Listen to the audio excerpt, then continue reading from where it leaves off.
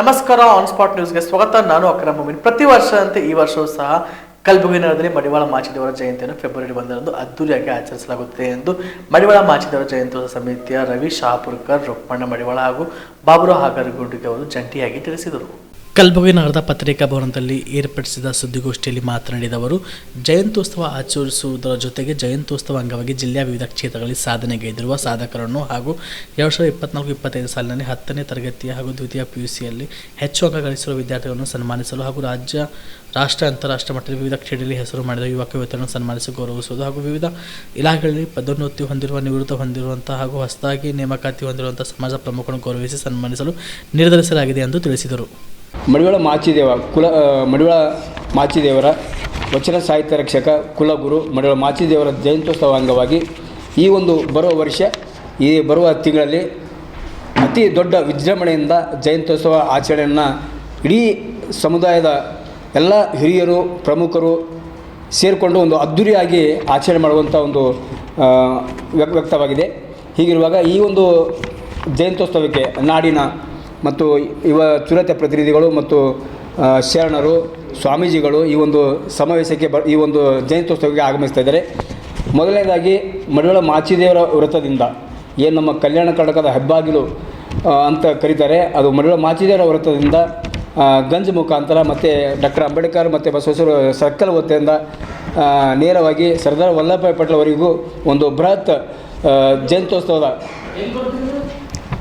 ಮಡಿವಾಳ ಮಾಚಿದೇವರ ವೃತ್ತ ಅಂದರೆ Humnabad ring road ಮುಂಚೆ ಹುಮ್ನಾಬಾದ್ ರಿಂಗ್ ರೋಡ್ ಅಂತ ಇದ್ರು ಸರ್ಕಲ್. ಈಗ ಮಡಿವಾಳ ಮಾಚಿದೇವ ಸರ್ಕಲ್ ಅಂತ 2012ರಲ್ಲಿ ಅದು ಕಾರ್ಪೊರೇಷನಿಂದ ಆಗಿದೆ, ಅದು ಅಂಗೀಕಾರ ಆಗಿದೆ.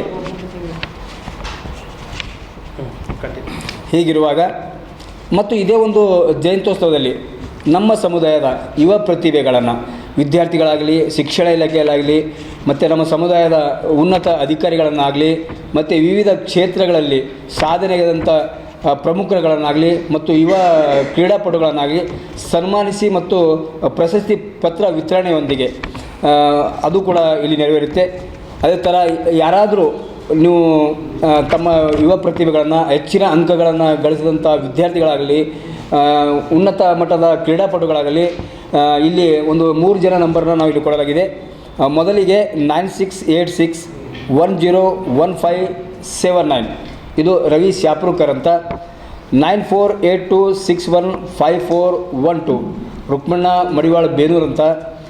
9731111199 ಚಂದ್ರು ಮಡಿವಾಳ ಅವರು.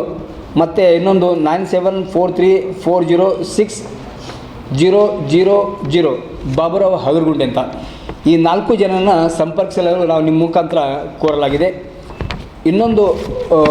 ಇನ್ನೊಂದಂದರೆ ಸರ್ಕಾರ, ನಮ್ಮ ಘನ ಸರ್ಕಾರ ಈಗ ಹಿಂದೆ ಮುಖ್ಯಮಂತ್ರಿ ಇದ್ದಂಥ ಸಿದ್ದರಾಮಯ್ಯ ಸಾಹೇಬರ ನೇತೃತ್ವದಲ್ಲಿ ಅವರೇ ಒಂದು 6 ವರ್ಷ ಹಿಂದೆ ಘೋಷಣೆ ಮಾಡಿದರು, ಸರ್ಕಾರ ವತಿಯಿಂದ ಘೋಷಣೆ ಆಗಿತ್ತು.